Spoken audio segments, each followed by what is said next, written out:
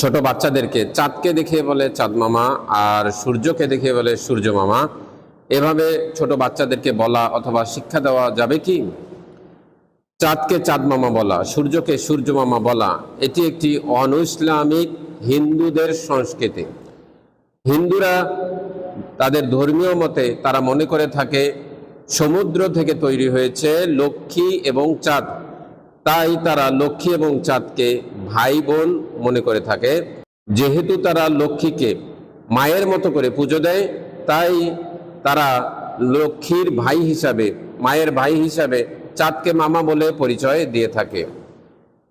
কেউ যদি আদর করে সন্তানকে চাঁদ মামা বলে দেয়, তাতে তার গুনাহ হবে না, কারণ মিশকাতের 1 নম্বর হাদিসে রয়েছে, নবী মুহাম্মদ সাল্লাল্লাহু আলাইহি ওয়াসাল্লাম বলেছেন, ইন্নামাল আমালু বিন্নিয়াহ, প্রত্যেকটি কাজের ফলাফল হচ্ছে নিয়তের উপরে।